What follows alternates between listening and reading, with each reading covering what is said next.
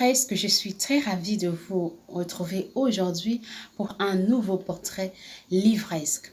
Aujourd'hui, je pose mes valises du côté du Cameroun. Je vais à la rencontre d'une danseuse professionnelle, Yvette Angèle Jombe.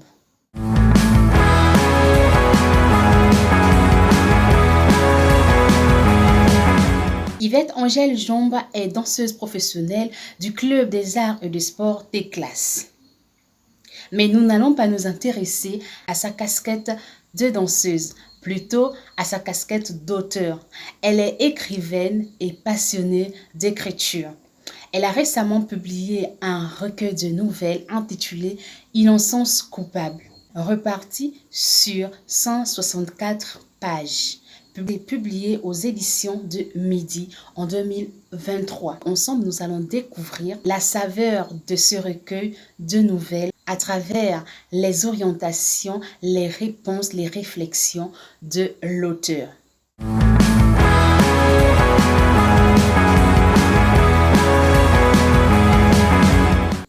Yvette Angèle Jombe.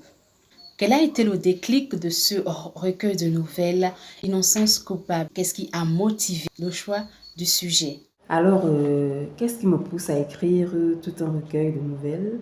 Je pense que l'idée de le faire me vient après avoir terminé la première histoire qui, contrairement à ce que la plupart peuvent penser, n'est pas Innocence coupable, mais plutôt à Adam et Vera.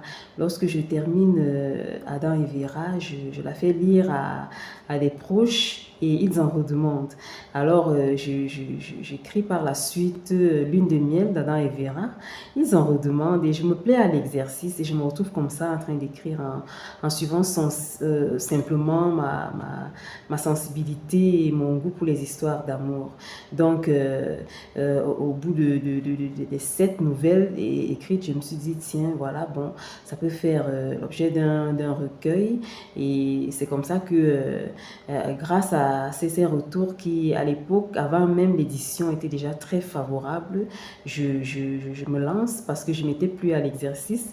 Et je me suis dit, les prochaines nouvelles que je suis en train d'écrire, là, ce sera pour le prochain recueil. Allons-y d'abord avec cette première qui sont une première expérience. Comment avez-vous choisi le titre Innocence coupable? Y a-t-il une explication particulière derrière ce titre?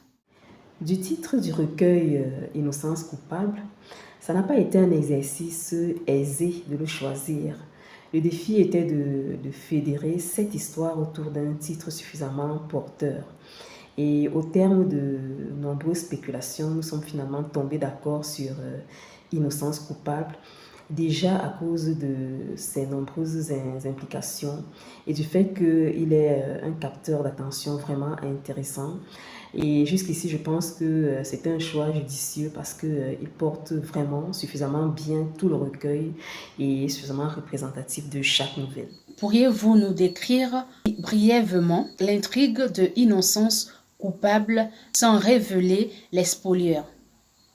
Le recueil est inspiré de la relation conjugale et du vécu amoureux entre hommes et femmes à travers des histoires aussi variées qu'entraînantes. Vous y trouverez des thèmes comme l'adultère, les premiers pas d'une relation amoureuse, la lune de miel, le piège de la monotonie, de la zone de confort, notamment au plan sexuel, la violence conjugale, la capacité à rebondir après la perte d'un être cher, à refaire à nouveau confiance en Dieu, le chantage sexuel en couple, et bref, beaucoup de thèmes, je crois, assez intéressants et pertinents pour que chaque lecteur se reconnaisse pendant la lecture, vraiment. Comment avez-vous abordé la construction des différents personnages de ce recueil? Je crois que tout aussi naturellement que dans la vraie vie, vous vous levez un matin avec une planification et puis vous devez quand même au cours de la journée gérer les imprévus. C'est comme ça que pour chaque nouvelle, j'avais une idée de départ qui s'est étoffé progressivement au cours de l'écriture.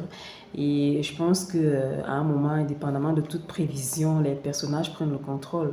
Bon, je dois quand même reconnaître que les dénouements sont toujours subordonnés à ce que je pense, à mes idées, à mes convictions, celles que je défends et que je veux mettre en avant. Quels sont les différents défis auxquels vous avez fait face lors de l'élaboration de ce recueil? Je crois que j'ai dû faire face à pas mal de défis dans la rédaction de ce recueil. Le principal pour moi était de rester correcte dans la description des scènes de sexe, de rester correcte sans vulgarité, notamment dans les nouvelles Innocence coupable, Chantage en couple, Silence d'or ou d'argent et je crois Lune de miel, oui. Donc c'était vraiment un gros effort de rester sur la ligne droite en évitant un excès de pudeur qui faisait qu'on retombe dans les tabous et en étant suffisamment clair pour justement lever ces tabous. Donc, pour me résumer dans ce sens-là, le défi était vraiment de lever les tabous tout en restant correct sans vulgarité. Bon, maintenant, l'autre défi était celui des illustrations. En début de chaque nouvelle, il y a une illustration qui doit porter la nouvelle. Et je pense que le principal défi là, était de communiquer au dessinateur ce que je voulais. C'était pas quelque chose d'évident parce que moi-même, je ne savais pas vraiment ce que je voulais. Et bon, je crois que un bon travail d'équipe nous a conduit à quelque chose d'appréciable. Et il a fallu recommencer plusieurs fois ces esquisses pour que nous finissions par tomber d'accord sur le produit fini. Bon, maintenant, l'autre défi qui n'est pas des moindres est que, étant donné que c'est ma première expérience, j'ai eu forcément maille à partie avec les canons de l'écriture, mais je crois qu'à force de me laisser conseiller, conduire, j'ai beaucoup appris et j'ai pris la main et je pense que le prochain recueil qui arrive se fera de façon plus fluide. L'expérience aura porté ses fruits. Ce recueil contient 7 nouvelles. 7 nouvelles. Quelle est votre nouvelle préférée et pourquoi? Ma nouvelle préférée dans le recueil de nouvelles, Innocence coupable. Disons que j'adore toutes mes histoires. Bon, maintenant, j'ai un rapport particulier avec ma solitude, l'histoire de Bélise qui perd un être cher et à un moment a des difficultés sérieuses dans sa vie de foi, tout en restant dans la foi. Je pense que j'ai traversé une période identique où moi je n'ai pas perdu de mari, mais j'ai perdu un enfant.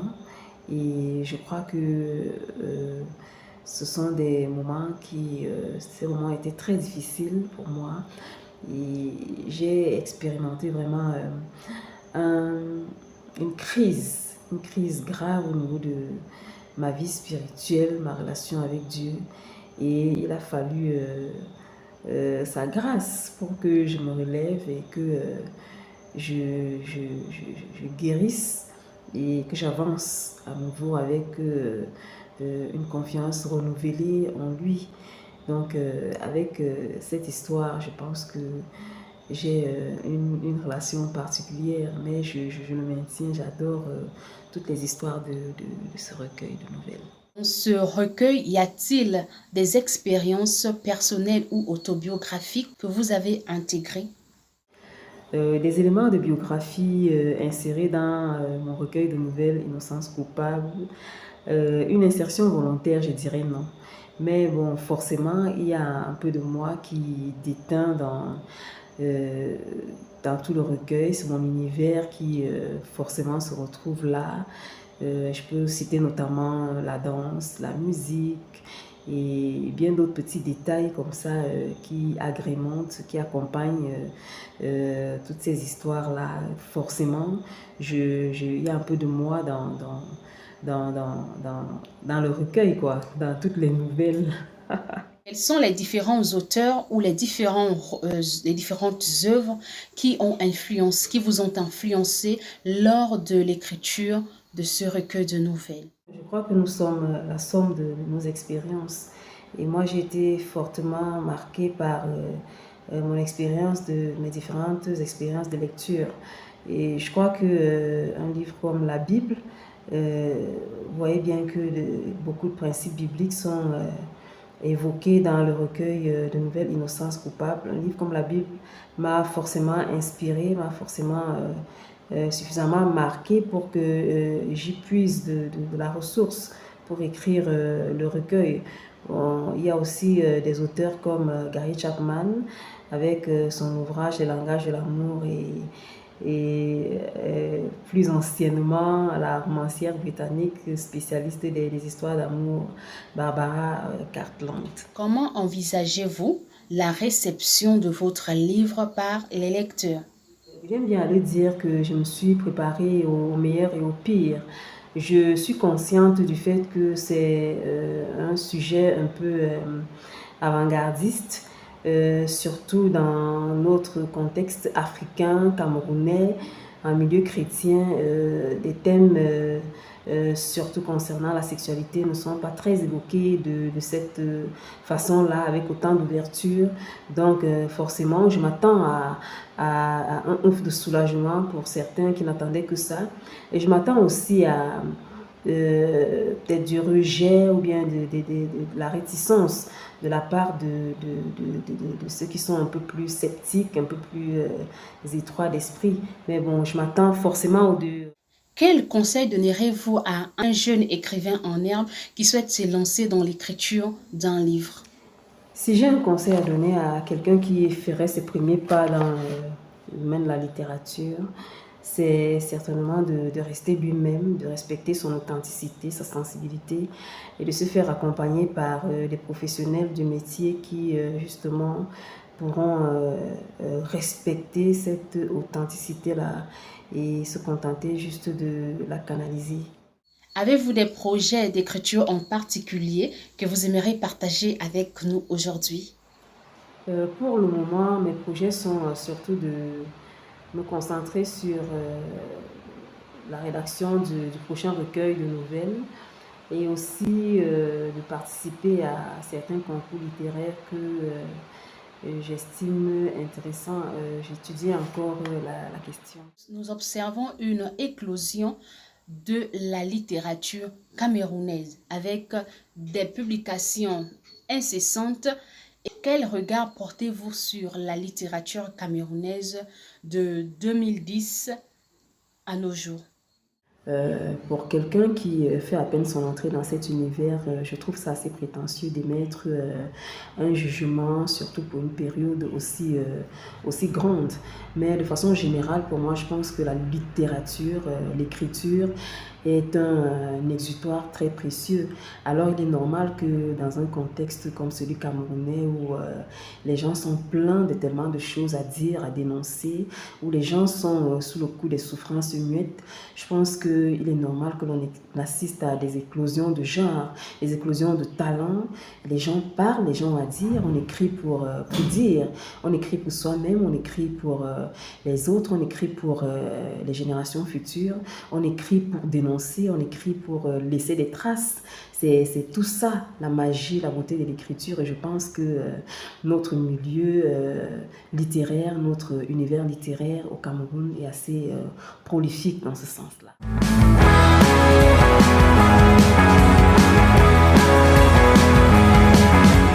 Pour vos lecteurs, pour ceux qui nous regardent, quelles sont les 3 dernières œuvres camerounaises que vous avez lues récemment?